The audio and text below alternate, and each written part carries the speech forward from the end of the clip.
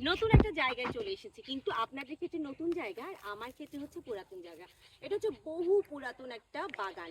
সেই বাগানে বিশাল বড় বড় আম গাছ ছিল, সেই আম গাছগুলো কেটে ফেলা হয়েছে, এখন অন্য জাতের আম লাগা হয়েছে। আপনারা নিশ্চয়ই জানেন অনেক বছর হয়ে গেলে আম আর ধরতে চায় না, এই জন্য নতুনত্ব আনার জন্য এখন নতুন আমের জাতের গাছ লাগানো হয়েছে। আমাদের এখানকার মানুষেরা করে কি জানেন, যে যখন গাছগুলো ছোট থাকে তখন ফাঁকে ফাঁকে গাছ লাগাই দেয়। ওই ধরেন পেঁপে গাছ, এখন মরিচের গাছ, আর অনেক কিছু। এখানে মরিচের গাছগুলো এত বেশি ঘন হয়ে গিয়েছিল, এই খরাতে একদম নষ্ট হয়ে গেছে। তো এই জন্য ভাবছি আজকে এই বাগানটাতে আসি, একটু মরিচ নিয়ে যাই, অনেক দাম।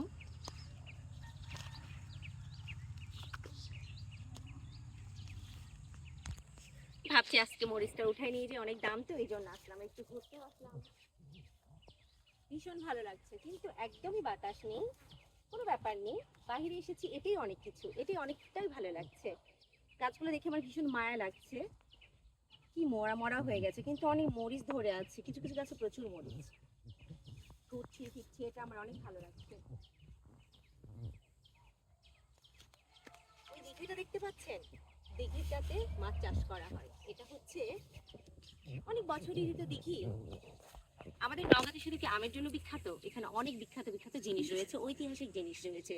এখানে রয়েছে ঐতিহাসিক বদিস বিহার, রয়েছে হচ্ছে দিবরের দিঘি, রয়েছে আলতা দিঘি, আর সুমধুর সুমিষ্ট আম।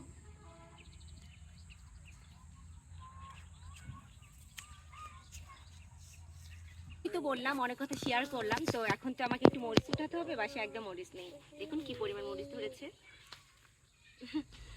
আসলে এভাবে নিজের গাছের উঠাতে ভীষণ ভালো লাগে।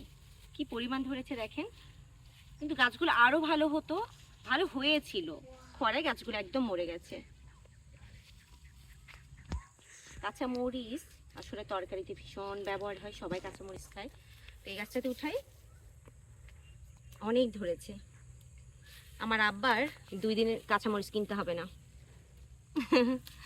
আরে কতগুলো ধরেছে, মাশাল্লাহ মাশাল্লাহ, অনেক ধরেছে। আরে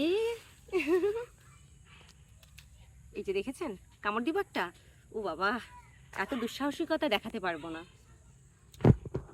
তো কি, অনেক কথা হলো তো, অনেক টাইপের ভিডিও আপনাদের কাছে শেয়ার করব আমি, কথা দিচ্ছি। তো ওয়েট করতে হবে, ততদিন ভালো থাকবেন, সুস্থ থাকবেন, আমার সাথেই থাকবেন। আল্লাহ হাফিজ।